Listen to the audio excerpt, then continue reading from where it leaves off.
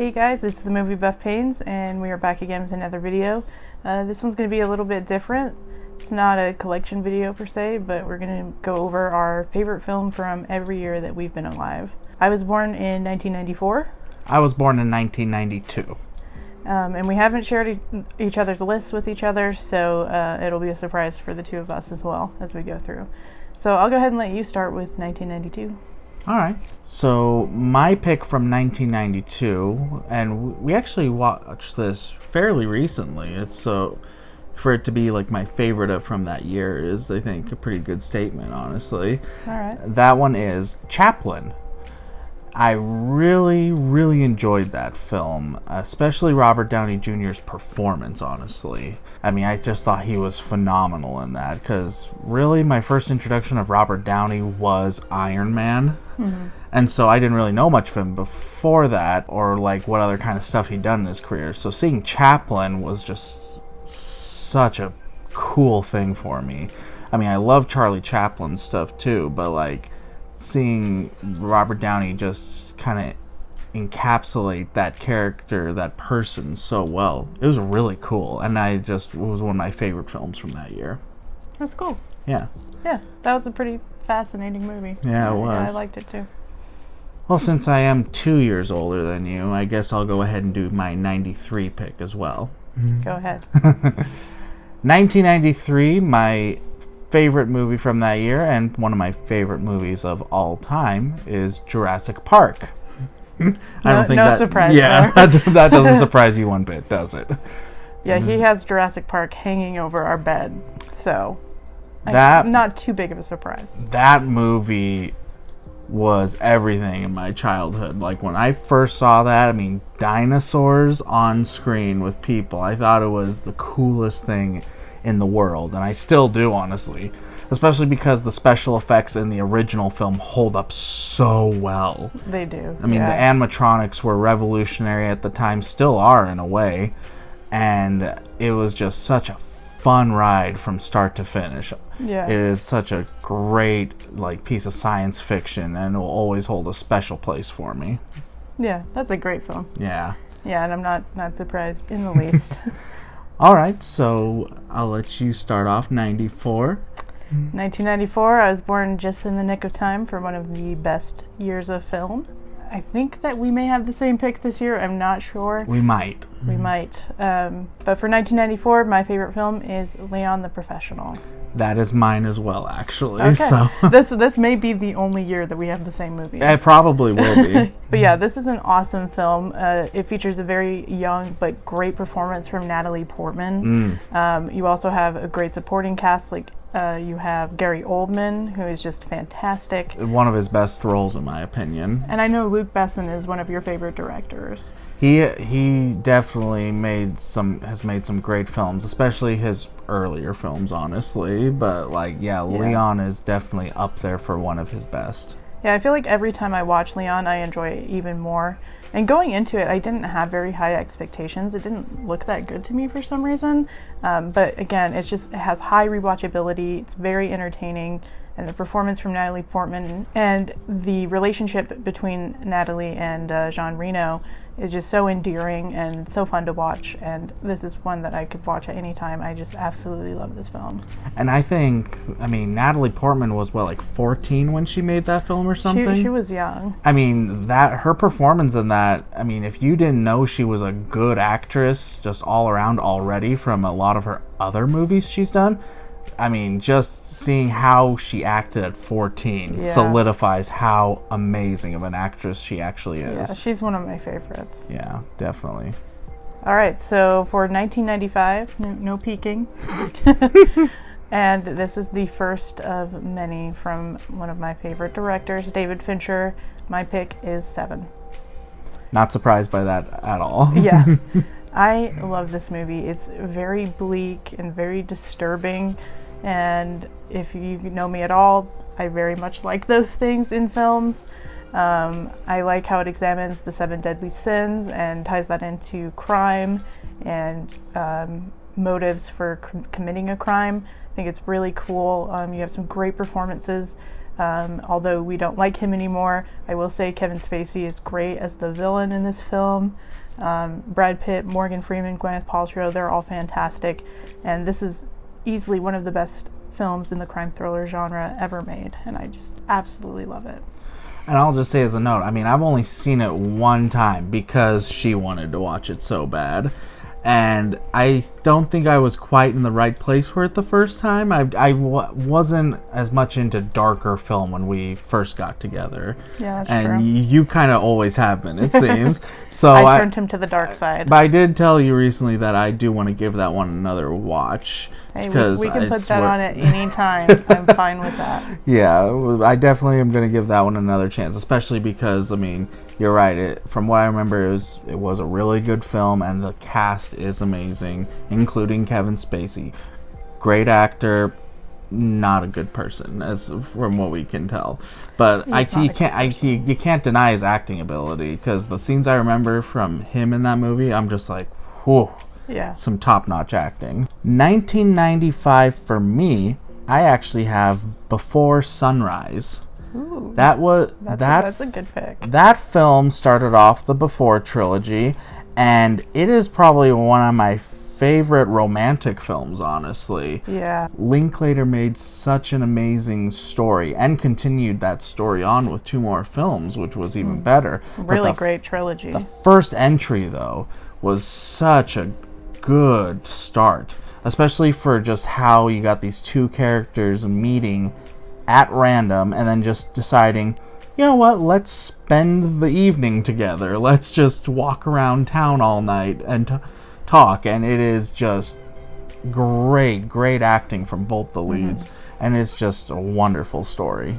And I think you can tell when a film has such good writing that it's like 99% dialogue and you're so engaged the entire film. Like, I don't think there was a second in that movie that I was bored. But again, it's just basically conversations between Julie Delpy and Ethan Hawke. And that's really all it is. But it's just beautifully written and beautifully directed. That's one of my favorite films as well. Yeah. If Seven didn't come out that year, that may have been my number one. Richard Linklater is another one of my favorite directors. So yeah, good pick. Thanks. So for 1996, I picked Danny Boyle's Trainspotting. I remember the first time I saw this movie, I was just amazed by it. Like, there's just so much energy behind his editing and the way that he directs his films. It's very exciting, and it's basically a movie about a heroin addict, but it feels like you're watching an action film. It's so interesting and engaging, and I just absolutely love Trainspotting. And Ewan McGregor is fantastic in that movie. Yeah, his performance in that movie was phenomenal. And yeah, you're right. The Boyle's style really keeps you engaged. And I mean, yeah, it's a story about a bunch of junkies, and it's still just like, wow, you can't help but watch. It is so fascinating. And the characters in that movie are so likable. I also really like the sequel. I don't know if that's a popular opinion, but again, the characters are so likable, and it's just such a fun film to watch. I could watch that one at any time. Definitely. My pick for 1996 is a childhood favorite of mine, and it's That Thing You Do. Yeah, that one's not surprising either. I used to watch That Thing You Do a lot when I was a kid. We had the VHS, and I would pop it in all the time.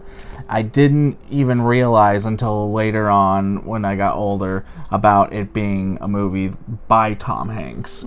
I mean, because I recognized Tom Hanks in it, obviously, but I had no idea that he had written and directed it when I was a kid. Yeah. And just that movie is so much fun. Just a little slice of the 60s and just following the rise of a little one-hit wonder band. And it is such a fun ride, and Tom Hanks did such a great job with the script. It's a fun story all around, and the cast is really good too. And it's just always going to hold a special place for me. And I think I like it even better when they released the director's cut, which added like 20 or 30 minutes more movie, and I was over the hill for that. So yeah, that's a really fun film. A feel-good movie. Yeah. Right, for 1997, I picked Paul Thomas Anderson's Boogie Nights. This is one of my favorite character studies. There's so many characters in this film, but each one gets enough time for you to really appreciate them and understand them.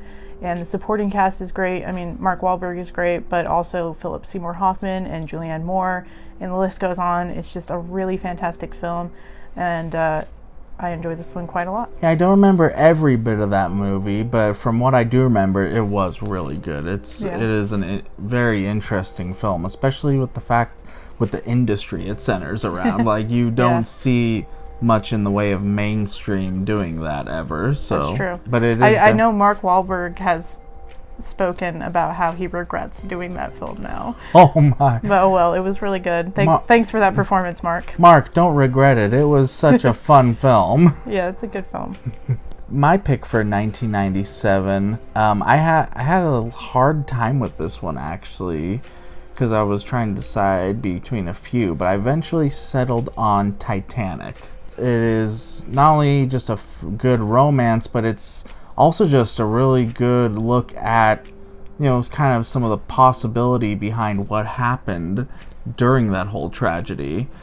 Just because once, the actual event happens, seeing how people reacted, what people did, everything, it's just like, wow, it's like this could very be kind of what happened in a lot of ways. And it's heartbreaking by that point, of course, to watch everything go on. And then to add in, to have these two other characters that they add in to kind of give this just nice story of new love is really, really well done. And even for being 3 hours long, I'm captivated by every minute of it, honestly. Funny enough, that was on TV earlier, and I stopped what I was doing and started watching the scene that was on. That's one that whenever it's on TV, I kind of just my eyes are glued to the screen. Yeah. That's a really good film, and a really amazing feat in filmmaking as well. That is true. I mean, everything that James Cameron did to make that film is just phenomenal. Just from the recreation of pieces of the boat to just having an actual, it was like a 3/4 scale version of the ship. Yeah, it's really cool. You don't get that kind of thing anymore. Everything's CGI now, but they actually had to build that back then, and I just appreciate that in film when they actually do everything more practical. Yeah. So what do you got for 1998? My pick is American History X. This was a really emotionally powerful film. I still think about it all the time, and I think I've only watched it the one time, but just the performances and the story of this film are so important. And, especially in this day and age with what's going on in our political climate, it's still as relevant as it was when it came out. And Edward Norton and Edward Furlong are both fantastic in this movie. I actually really appreciated that it was in black and white, because it really let you focus in and dial in on the story and what was going on with the characters, rather than, looking at cinematography or anything like that. And I really like that about this film, and it's definitely one that I need to go back and revisit soon. Yeah, I feel like Ed Norton brings 110% to everyone, Definitely. everything that he does. And yeah, his performance in that movie just was off the charts, honestly. It is, and you're right, it was an emotional movie and everything. It's really good. Yeah. My pick for 1998 is another romance, actually. It's Shakespeare in Love. That one has a really sweet story and a really, really good cast, honestly, too. Yeah. I love everything involved with Shakespeare, and I mean, this is, a fictional telling of part of his life. Yeah. Surrounding Romeo and Juliet, but it is such a nice story. And you have Joseph Fiennes and Gwyneth Paltrow in the leads, and they have wonderful chemistry together, and I really enjoy that one so much. Yeah, I enjoyed that one a lot more than I thought I would. So for 1999, I have my second David Fincher film on this list, and that is Fight Club. Funny enough, that was the one I also picked. Oh, okay. Wow, I'm impressed. Again, this is another one where Edward Norton just absolutely shines, and as well as Brad Pitt, of course. This movie's very trippy. I will admit, the first time I watched it, I don't think I totally understood it, but going back and watching it again, I catch on to more and more, and it's such a cool mindfuck of a film. It really is. It is just a crazy story and a crazy, amazing cast, too. I mean, and yeah, you're right. Norton and Pitt, especially, they just... it's their show all the way through. Yeah. They are just amazing the whole time. What do you got for 2000? I have Almost Famous. Oh my gosh. Is that yours too? Here we thought we'd only have like one in common. I didn't the think whole you would way. pick Almost Famous. Yeah, that's what I picked too. Yeah, directed by Cameron Crowe. I love this movie. I love films that are centered around music, not necessarily musicals, but they're just about music or musicians, and this is one of the best ones. Great performance from Kate Hudson. I also really like Billy Crudup in this film. It's just a great road movie where you get to spend the time with the characters and get to know them and just see their experience on the road, and it's a really great film. And that's what I was gonna say, is that I think it's an amazing road movie. And movies with music involved always have amazing soundtracks, which true. Almost Famous definitely has. Yeah. And I just absolutely love that. It's probably one of my favorite Cameron Crowe films. Yeah, me too. Probably my favorite from Cameron Crowe. And I like the director's cut because, you know, those movies where you just really love and you enjoy spending time with the characters, just throwing on more footage is just fine with me. Yeah. Some people think that's a little self-indulgent of directors to do, but I usually appreciate it. And yeah, this is just an awesome film. One of the best coming-of-age films as well. Yeah, definitely. This one we may have the same one for 2001. I'll let you go ahead and say it, and I'll let you know. Okay, well, I don't know, honestly, on 2001. We might have different ones. I'm not positive on that, though. Okay, what you got?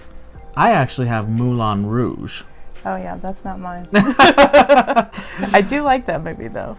Moulin Rouge is probably my favorite Baz Luhrmann film. That was also probably my first Baz Luhrmann film. It might have been The Great Gatsby. Might have been. And when I saw that, I was not used to his style at all. Yeah, I don't think you had any idea what you were in for. But going into Moulin Rouge, watching that, the first, I think, half hour of that film is crazy. Yeah. It just is all over the place. It is almost constant singing, and it is an amazing jukebox musical, and has a phenomenal cast as well. The first time we watched that, I had so much fun with it. I've been obsessed with it ever since, honestly.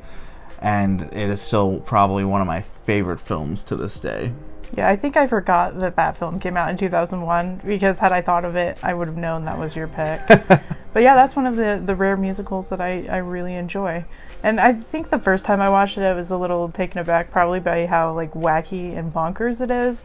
But as I've watched it more, I've appreciated it more. And I've also seen more of Baz Luhrmann's films, and I think I appreciate them more as I see more of them. So he definitely assaults your senses in the first Yeah. act of the film of that film, though, because I've realized upon repeat viewings that after the first act, it tones down a lot. that's true. But that first act, it grabs you and yanks you into this world, this crazy, crazy world. Yeah. And you can't help but just watch, because you are just so like, what is going on?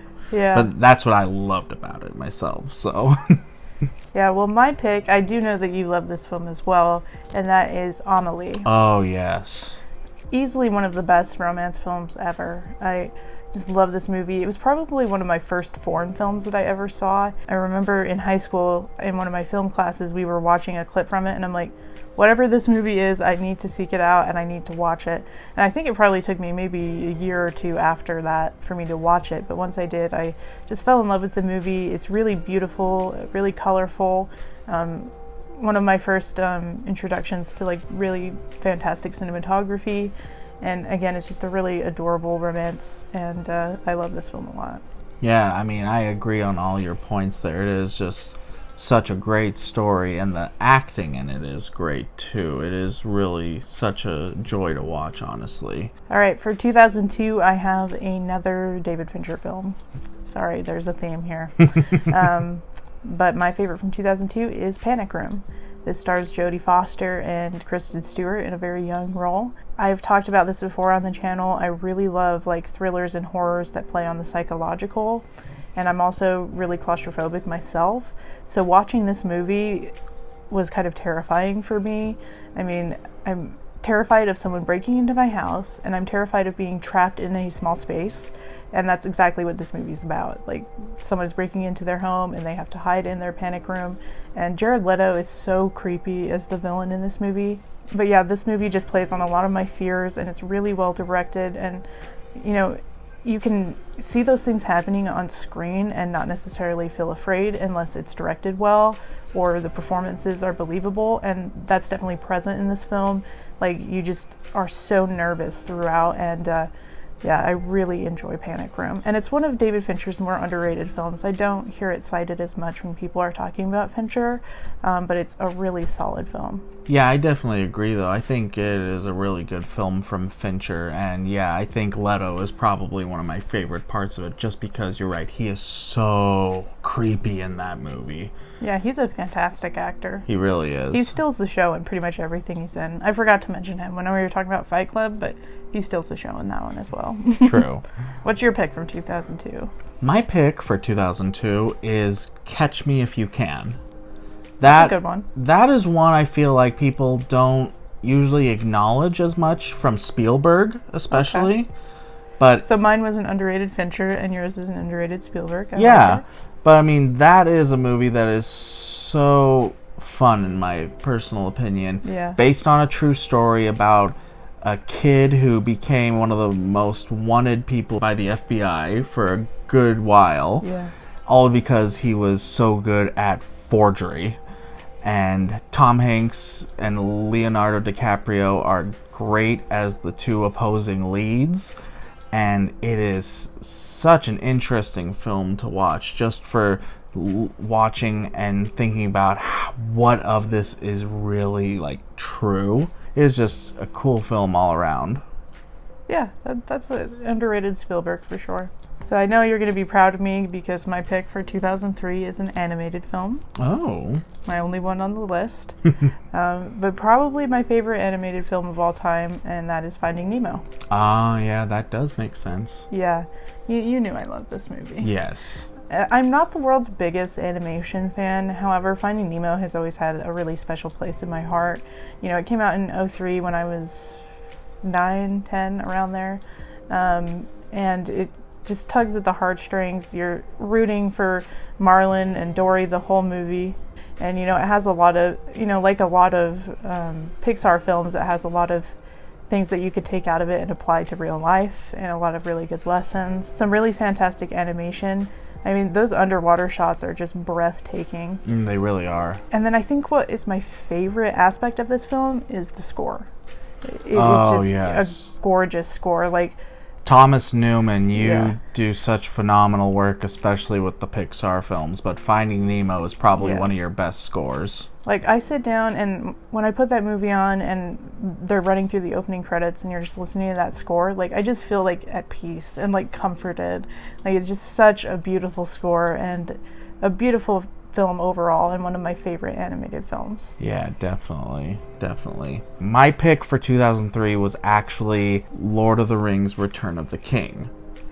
I'm not too surprised on that one. Return of the King was probably my favorite entry of the series. It was also the only one I got to see in the theaters, because I wasn't allowed to see the first two when I was younger. I wasn't old enough to see a PG-13 yet.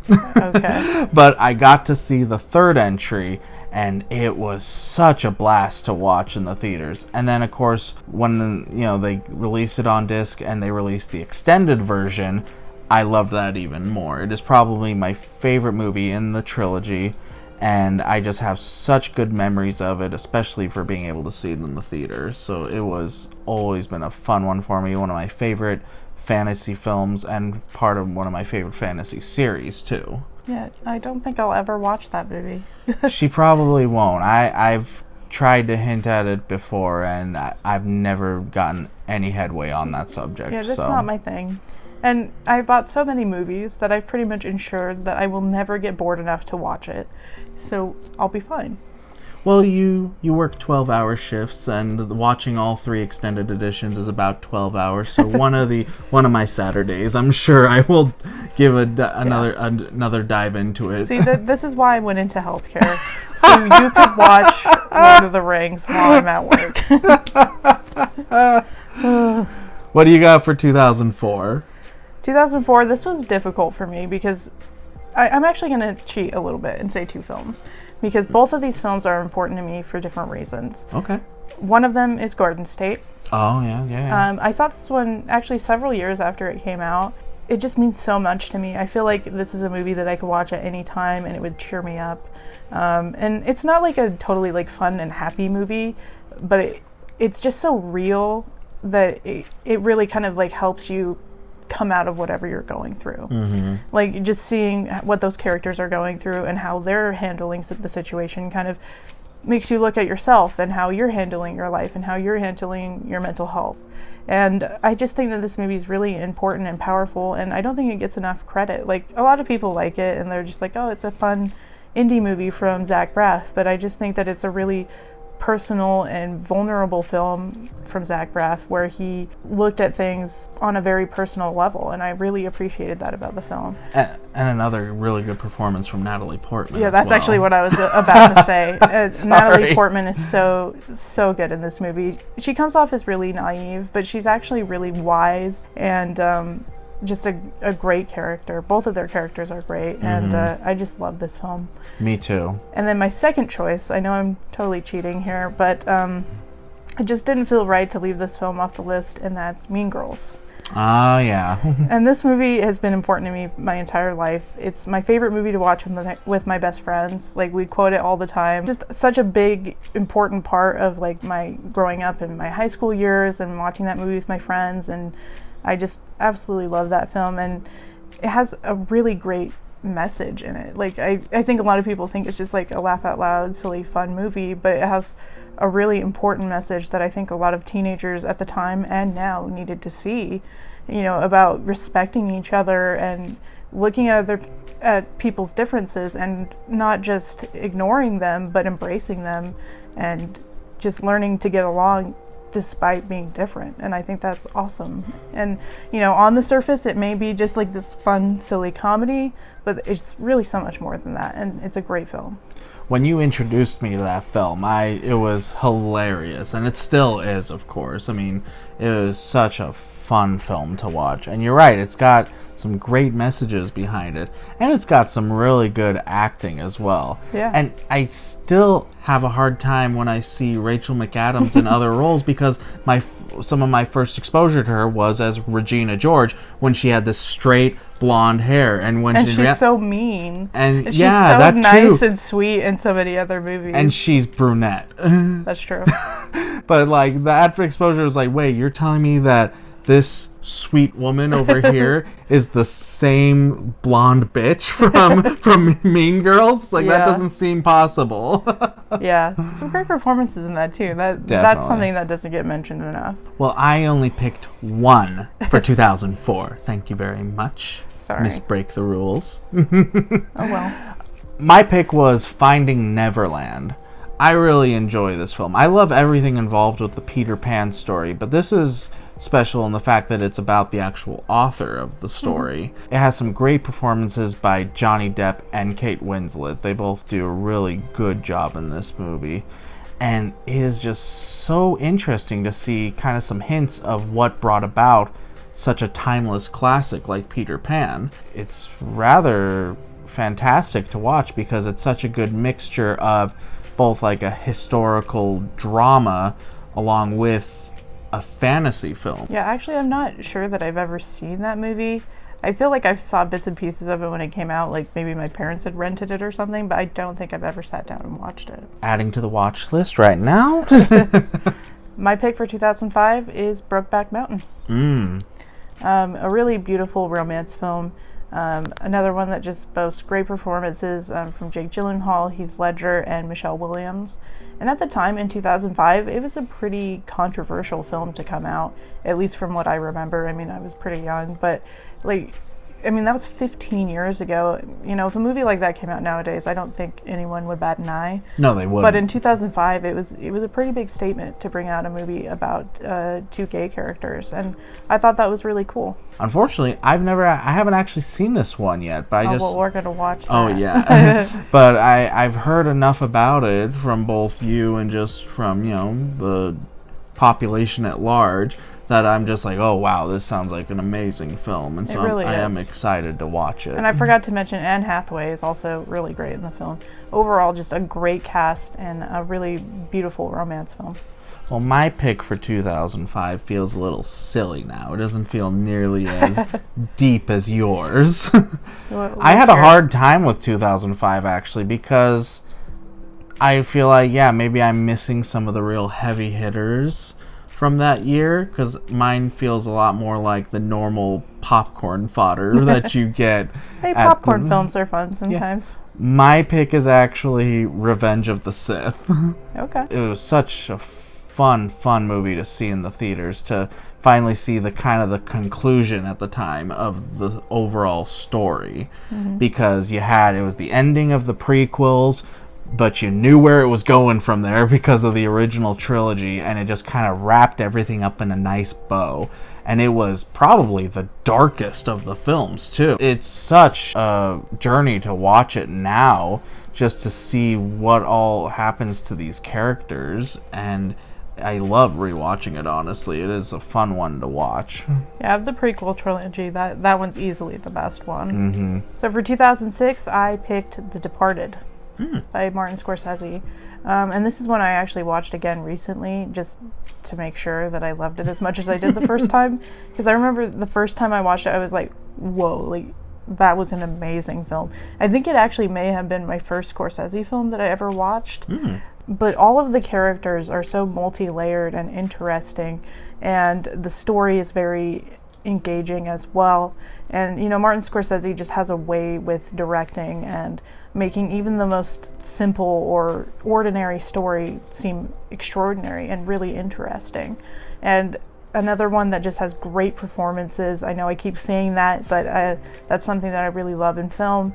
You got Jack Nicholson, Matt Damon, Leonardo DiCaprio, Vera Farmiga. I mean, the list just goes on. It's just a fantastic cast, and overall just a really great film, and probably my favorite from Scorsese. It really is a good film, and it just has amazing performances across the board. You're right. It is a fun one to watch. It is really enjoyable. My pick for 2006 is Pan's Labyrinth. That was my number 2. And that one, I love the fantasy genre, but the way that Guillermo del Toro crafts fantasy is just rather unique to me. Yeah, it's amazing. And he just makes these amazing stories, and also the effects he does in his films are all so practical. I mean, the creatures and whatnot. Yeah, the creature design is incredible. Especially in Pan's Labyrinth, probably some of his best creature design, honestly, were some of the characters in that film. And it is magical to watch, honestly. I love that film. It's probably one of my favorite of Del Toro's. Yeah, that one's probably my favorite of Del Toro's that we've seen so far. And I will say, for this film and his other films, one of the things that I really appreciate is his ability to combine reality with fantasy. That is true, and how yes. Those kind of work together, and yeah, that's a really beautiful film. Yeah. So for 2007, I have yet again another David Fincher film, and that is Zodiac. I love the crime thriller genre, and the Zodiac killer is such an interesting case. And again, you have a fantastic cast. You have Jake Gyllenhaal, Robert Downey Jr., just a really interesting and engaging film. I believe this one clocks in at about 3 hours long, but it's so interesting that you don't even really mind. And that's one that I definitely need to go back and revisit. I feel like it's been a few years since I last saw it. But that's what I was just thinking too. I remember it being good, but I don't remember too much about it. I'm just like, probably do need to see that one again. But yeah, since we haven't seen it for a few years, it will kind of be like watching it again for the first time. That is true. Where you can kind of just be like on the edge of your seat and really engaged in the story. So. Yeah. For 2007, even though I love animation to death, I don't have many entries on this list. This is one of the few I do, actually. Okay. 2007, Ratatouille. Ah. This is probably one of my very favorite Pixar films. Yeah, when it's a cute one. When I really think about it, it is probably one of my favorite. One, I love Remy the Rat. He is such a interesting character. I mean, a rat that wants to cook is very interesting. And I love that he's voiced by Patton Oswalt. I also love the setting of Paris. For some reason, I'm really drawn to animated movies that are set in Paris, I have found. Or movies in general, because you like Midnight in Paris. That is true. And I think, and I just think that the story overall is just one I really, really enjoy. I mean, it's about following your dreams, no matter what your background is. And I think that is such a nice message to put out into the world, is that you should try to follow your dreams, despite what other people might tell you. Okay, for 2008, my pick is The Dark Knight. I believe, yes, That's Dark Knight as well. Yeah, I'm not too surprised on that. I'm not a huge superhero fan. I mean, I will sit down and watch them, and I think that they're fun, like popcorn flicks. However, I think that The Dark Knight is a cut above the rest. It really takes the superhero genre and elevates it. I think that it's so much more than a superhero film. And the performance from Heath Ledger is easily one of the best performances I've seen in my entire life. I remember seeing this in theaters with both of my sisters, and everybody stood up at the end and just gave the biggest round of applause I had ever heard in my life. And it was just such a memorable experience, and the movie is one that I feel like I could go back and watch anytime, and I just really love this film. Definitely. Nolan took the superhero genre and added a lot of notes of realism to it. Yeah. He very much more grounded it. You almost could, honestly believe that being Batman is something that could be obtained by some eccentric billionaire, in all honesty, when you look at how he crafted the overall trilogy itself. But Dark Knight, definitely the best of that series. And you're right, just Heath Ledger's performance especially, he brought a sinister note to it that is very hard to shake, honestly. Definitely one of the best superhero movies. And probably just one of the best movies ever, period. Yeah, so I'm impressed we've had a few films in common. We actually have. For 2009, my pick is 500 Days of Summer. I really appreciate that this movie takes the romantic comedy genre and kind of throws it on its head. It's probably the most realistic romance film I've ever seen, and that's pretty depressing. But also, I really do like that it didn't try to be the same thing as every other romantic film that was coming out at the time. And it has some really fun one-liners. And Joseph Gordon-Levitt, I mean, I think he elevates pretty much everything that he's in and just makes it 10 times better. But this is really well directed and really well written, and it's one that I could go back and revisit at any time. And not to mention Zooey Deschanel's performance in that movie as well. She is very good as well. The chemistry between her and Levitt is actually amazing. Yeah. My pick for 2009, I actually picked another superhero film myself. I picked Watchmen. Okay, yeah, that's a good one. Watchmen, when I first saw that for the first time, I suddenly realized just how gritty superheroes could get. You look at everything that had come out in the mainstream up to that point, kind of starting probably with X-Men in 2000 all the way up until this point, and probably Dark Knight came the closest, but even it was still held back since it was only PG-13. But Watchmen just stepped over the line, full R rating, and it just goes bananas on everything. A really good adaptation of the graphic novel itself. And it is just bloody and gritty and all around just really good. What do you got for 2010? I think I have my final Fincher entry to this list, and that is The Social Network. I think the more I think about this film, the more I love it. It has some of the best cinematography that I think I've ever seen. I remember I had to give a presentation in college, and I did it all about The Social Network and how well shot it was and how interesting it was. On paper, this sounds like such a boring film.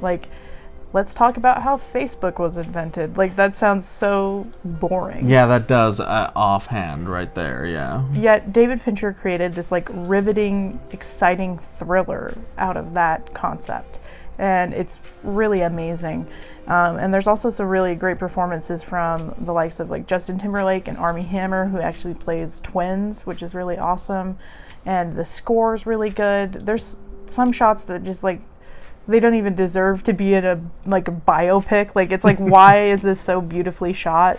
Like the rowing scene is just, it's so beautiful. I just love this film. And thinking about it and talking about it right now, this may be one of my favorites from David Fincher. I love The Social Network. It really is such a good film. And yeah, the performances across the board are phenomenal. So what do you got for 2010? I have How to Train Your Dragon. Of course. This is also amongst my favorite animated films ever. DreamWorks crafted an amazing film, a story of an unlikely friendship, and I love everything with dragons too, so that was a plus as well.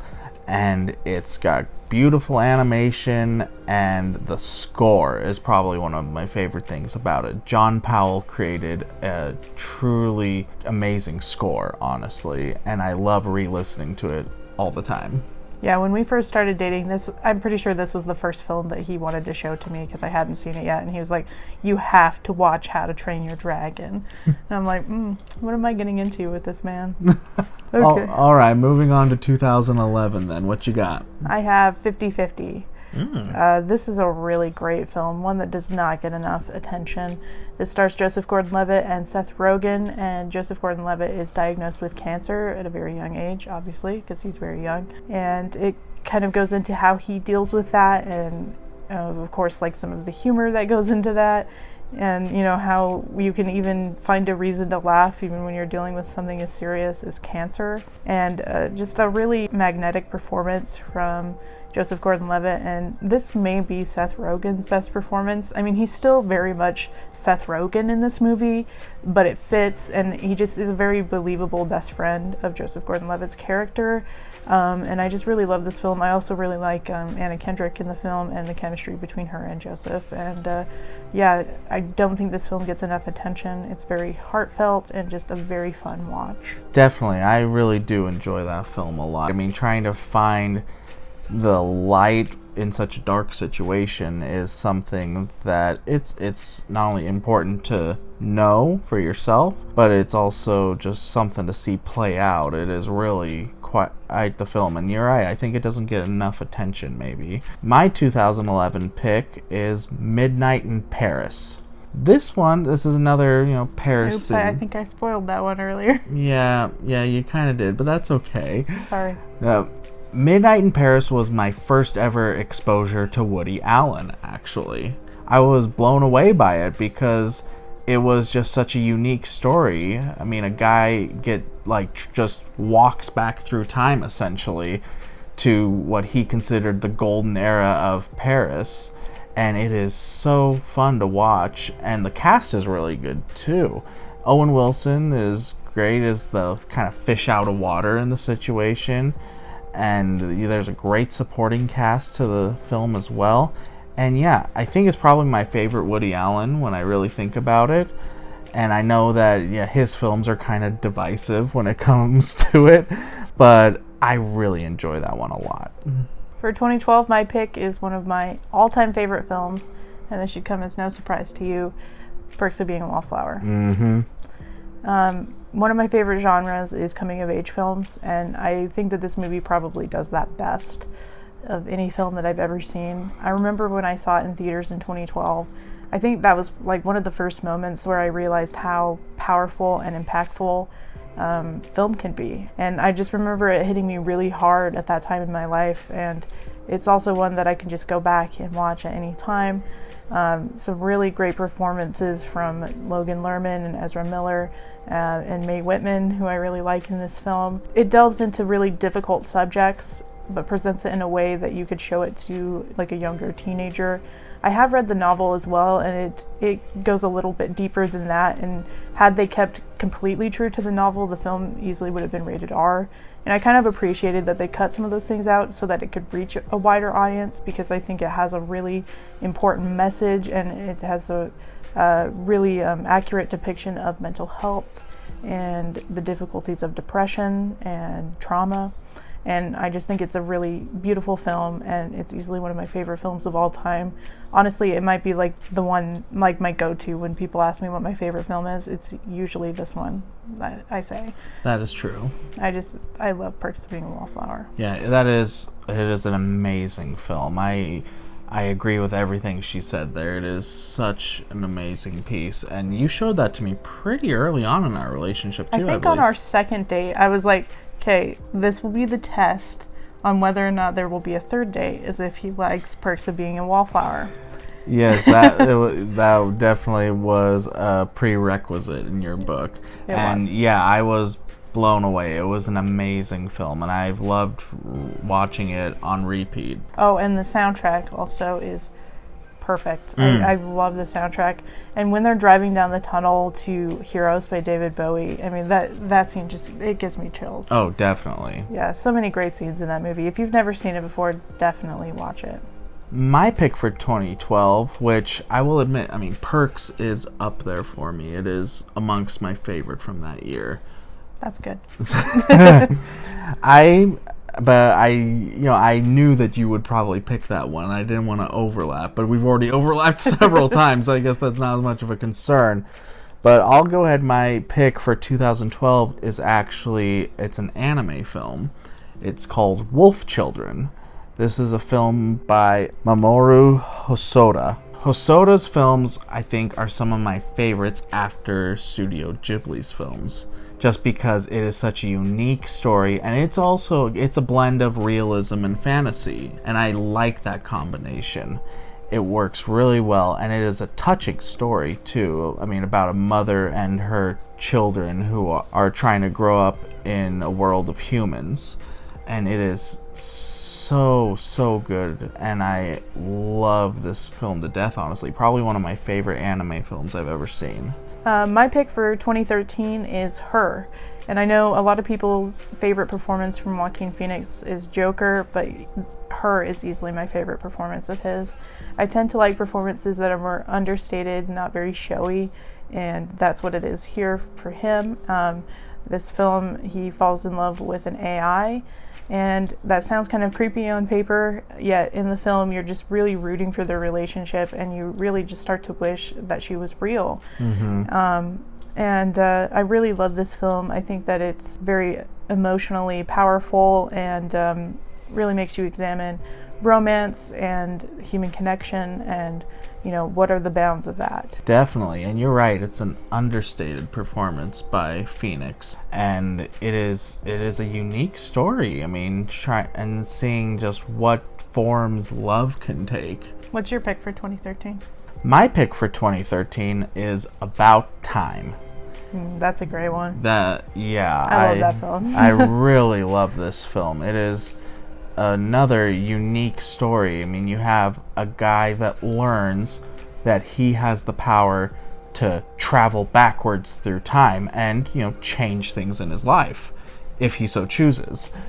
And watching him come to terms with this power and using it to make these micro changes in his life, trying to make sure that he gets the right girl, and that he has all the best advantages for his life and stuff, and just seeing how he learns how to come to terms with having that ability. Great performances.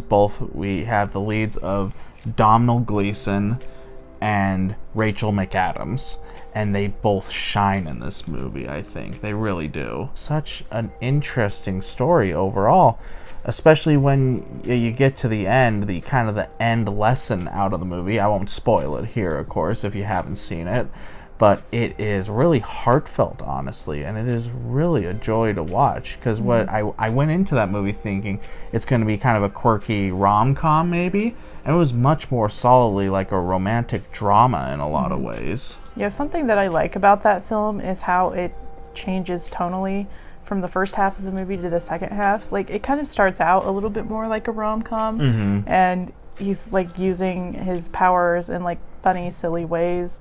Like, you know, he uses his powers to make sure that the first time they have sex is the best sex she's ever had, and like, you know, like there's just like these really funny, like awkward situations at the beginning, but then, you know, around the second and third act, it shifts tonally to where it becomes much more powerful in the way that he uses that power, and it becomes much more important, and he doesn't want to lose, you know, things in his life, and he doesn't want to mess anything up, because he becomes really satisfied with the way his life is going.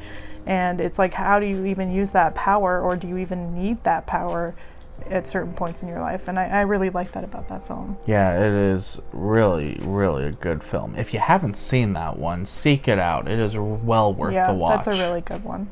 For 2014, this is another one of my favorite films of all time. We actually saw it at Sundance together, which was such a fun experience, and that is Damien Chazelle's film, Whiplash. Doesn't surprise me at all. That definitely is one of your favorite films. Yeah, so this movie, gosh, I don't even know where to start with this movie. So the movie is about a student that is trying to become the best jazz drummer that he can be, and he comes across this character played by J.K. Simmons, who is just this total hard ass of a teacher. And at first you're just like, man, he's a hard teacher to pass his class, but then it becomes like very serious very fast, and it becomes like almost like an emotionally abusive relationship of power between the two. But it's a movie about drumming and becoming a better jazz drummer, yet it's probably one of the most thrilling and terrifying movies I've ever seen. Like, the whole film, I'm just on the edge of my seat, so shocked about like everything that is happening between these two characters. And it's just one of the best character studies, and somehow he's turned this kind of basic story into a thriller. And that just speaks to the power of Damien Chazelle's directing, and the ending of this movie is probably one of the best endings I've ever seen in film. And J.K. Simmons' performance is probably one of the best performances I've ever seen in my entire life, and this is just a fantastic film. It really is. My pick for 2014 is Birdman. That's a good one too. That, to me, it was such an incredible film, especially Michael Keaton's performance, and the supporting cast was great too. I mean, you had Ed Norton and Emma Stone, and they all were just so great. And of course, the coolest thing about this is the fact that the director made it all appear like it was a single shot, the entire film, which is an incredible feat, honestly, and definitely probably one of my favorite indie films I've seen ever. Yeah, it was really fun when that won the Oscars too. Definitely. That's a great film. My pick for 2015 is Spotlight. Yet another one with Rachel McAdams, and I think this may be like her best performance that I've seen. And it really showed that she has those dramatic acting chops as well as the comedic. Mark Ruffalo is also great here. It's just a very interesting and engaging story. From beginning to end, you're just invested in the story and the plot and what's going on. And it's also a very frustrating story that it's true. But yeah, a very important film, and one that's very interesting to watch. Probably the best film about journalism that I have ever seen. Definitely. I had never really known too much about that whole scandal earlier in my life, but like to see how it all played out, how it was unearthed, it was shocking to watch, but it is so well done. But for my pick for 2015, I went with Brooklyn. Yeah, that doesn't surprise me. Brooklyn was such a cute film. It really was. And Saoirse Ronan, she's a phenomenal actress. And I think this was my first exposure to her. I think it might have been for me too, honestly. And it was so good. I mean, this cute story about this girl coming to America and finding love, and then, you know, having to really kind of hold on and fight for that love in a way. And it was just a really touching story all around, and one that I love to rewatch. All right, my pick for 2016 is Manchester by the Sea. This is easily one of the most emotionally powerful films I've ever seen, but also a very emotionally draining film. A lot of people say it's really depressing, which I guess it is, but I tend to like movies that people call depressing. Casey Affleck's performance just absolutely floored me, and that was probably part of the reason that this film became my number one. And also Lucas Hedges, this is the first time we had ever seen him in anything, and he was just incredible. You know, he just kind of came out of nowhere and laid down a great performance. I just love movies that examine characters and the relationships between the characters, and you kind of just get to spend time in that world. And it's a really tragic story, but a really engaging and interesting one, and I love this film. Yeah, I agree. It's an amazing film. 2016 for me, I went with Arrival. Oh man, that's a good one. I knew I'd get that reaction out of you. Arrival is probably one of the best science fiction movies ever. It really is. Yeah, it was so well crafted. Just the story is engaging. It's a little trippy, but it is really engaging. And Amy Adams, her performance in that movie, oh my gosh. How does she not have an Oscar yet? Seriously. Yeah, the thing I like about Arrival the most is the first time you watch it, you think you're watching one movie, but then you see the ending and you realize that it was an entirely different movie than what you were experiencing. And so you kind of have to go back and watch it with new eyes, and you kind of can go back and watch it with a new appreciation. And it's a really powerful sci-fi film. I really like sci-fi films that make you think and are really deep and profound, and this is probably the most of all of those things that I've ever seen. It's just a fantastic film.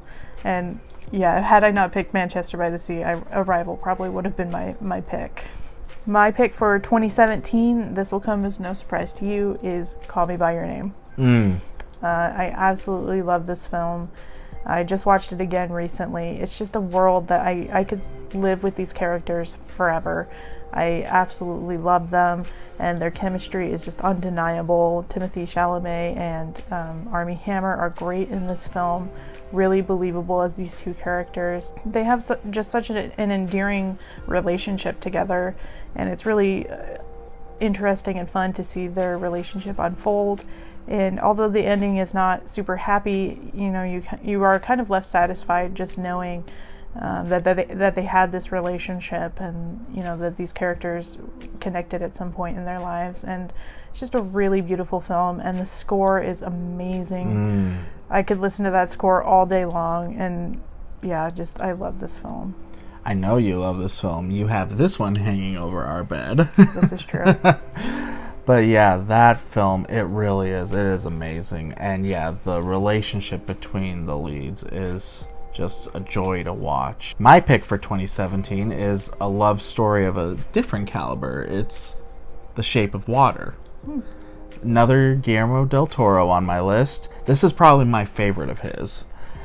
The Shape of Water is it's another unique, like you mentioned before, how he mixes like the real world with fantasy, and it is done to such an amazing degree. Sally Hawkins is amazing as this mute character, and it is so cool to watch her performance and to see her interact with this otherworldly creature. My pick for 2018 is actually a directorial debut by Jonah Hill, and that is Mid-90s. No surprise. Yeah, this movie goes back to the 90s, obviously, and delves into skate culture and growing up in the 90s and finding your place. Again, I really love coming-of-age films, and this was a great slice-of-life film from Jonah Hill, and I think it was really well directed. Had some really solid child performances in it, really believable, and I just love this movie. There's nothing not to like about this. It really is. It really is good. And yeah, Jonah Hill, you killed it with this movie. I mean, it is just a great piece all around.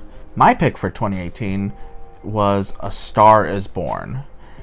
I got blown away by this movie. Like, we've only watched one other version of this story so far, besides that one, but definitely the newer version with Bradley Cooper and Lady Gaga, it is one to watch for sure. They both give phenomenal performances, and the songs in this film are just give me chills every time. They are so much fun to listen to, and the chemistry between those two, oh my gosh, it is so good. It's really good. Especially when they performed one of the songs of the Oscars, I think everyone was sitting there going, oh my gosh. Like, they were half expecting them to just kiss right then, because they have such good chemistry together. Yeah. And so definitely my pick for 2018. All right, my pick for 2019 is, of course, Parasite. This movie blew me away. I went in with really high expectations, just because people had been saying that it was a masterpiece and it was such a good film. And so I kind of went in a little nervous, because when everybody's saying that a film is so good, I'm like, I feel like it's going to be a little overhyped for me, or it's not going to be as good as people are saying. However, this was not the case with Parasite. I was absolutely blown away by this film. And just thinking about how everything unravels, I'm like getting goosebumps just thinking about it. Like, it's very engaging in the first act, and it's very interesting, but you don't really know where it's going. And then it takes a turn that you are not expecting at all. But yeah, Parasite is just a fantastic film. And I feel like even on rewatch, I'm still just as enthralled as I was the first time. Even knowing what's going to happen, I'm still just so into it. And yeah, it's just a fantastic film. Definitely. I agree with all your points there. It is a phenomenal film. And I definitely think it's probably the best film to come out of 2019. But I had a different pick for my favorite of 2019, actually. Okay. I picked Booksmart. Yeah, I knew you'd like that. Booksmart. I love Booksmart. You guys know that. Yeah, you've seen it like, 6-7 times since it came out? Yeah, at least. Booksmart is such a fun film. It is funny as hell, and it is engaging. The cast is great. Olivia Wilde, your first film, it is amazing. And I have so much fun rewatching it all the time with this girl here. We laugh our heads off every time. Yeah, and just like Mean Girls, it's hilarious on the surface, but I feel like there's so much more to it than that. It kind of goes through like how there's so much more to a person than what meets the eye. Molly and Amy have dedicated their whole high school career to academics and haven't left any time for fun, to ensure that they would get into the best schools. And they did, but it turns out so did all of the people that were going out and having fun. And, that kind of wrecked their brains a little bit. So they decide to have a night where they go and they spend all this time with their classmates, and they realize that there's so much more to them than they originally thought. And I think that's a great message, and it doesn't hurt that it's one of the funniest movies I've ever seen. Seriously, so funny. And since we're a little over halfway through 2020, I thought we'd go ahead and do a pick for 2020. There's actually been some really good contenders this year, which is impressive, seeing how we can't even go to the theater right now. But my favorite film so far of 2020 is The Invisible Man. And I've talked about this movie on this channel before. It's just a fantastic psychological thriller. I really love how they took the concept of the Invisible Man and kind of turned it on its head and gave it a modern twist, and something that's really based in reality and trauma. And I just really love this film, and it features a fantastic performance from Elizabeth Moss. Elizabeth Moss's performance in it is unreal, honestly. It is so good, so good. And yeah, you're right, that movie is definitely a big contender for best of the year, honestly. I went with a slightly different pick myself. This is one we were able to see in theaters when they were still open. I actually went with Emma. This adaptation of the Jane Austen novel is actually really good. It is both traditional and slightly updated for modern era. Mm-hmm. And the mix works so well. And the cast is really good too. The main girl, Anya Taylor-Joy. Yeah, she is so good in the lead role. And it is just such a fun story. I mean, this girl is so good at matchmaking, except for finding love for herself. And watching her journey through all of what love has to entail is so much fun to watch. And the comedy in this movie is subtle and nuanced, and I like that. It is very enjoyable. Jane Austen humor. Yeah, it is very enjoyable. If you haven't seen that movie, it did kind of have a limited release. If you haven't seen it, seek it out. It is so well worth the watch. Yeah, I think as far as Emma adaptations go, I still prefer Clueless. I think a lot of people would be with you on that one. Yeah, however, this was a really good adaptation where it was new and fresh but still remained traditional, and I like that about it a lot. But yeah, that is our favorite films from every year that we have been alive. And hopefully you guys are still alive at the end of this very long video. If you have made it to the end of this video, good job. Like, 3 cheers for you on that front. And real quick, I'll plug, we'll be doing a giveaway pretty soon. So keep an eye out on our channel for that. And I mention it at the end of a very long video so that, you know, we can make sure it goes to the people that are watching our content. Definitely. But we want to thank you guys for subscribing. We've reached 500 subscribers, which is amazing. We're having tons of fun talking movies and showing our collection to you guys. So keep an eye out for the content we have in the future. We look forward to showing off more of our collection, more of the labels, giving more reviews, and showing off, of course, all of our hauls that we get in the future. And yeah, thank you guys so much. 500 subscribers. It's amazing. We did not expect so much so soon, but we are so thankful to you guys for that. Don't forget to like and subscribe, hit the bell for notifications, and we look forward to seeing you on the next one. See ya.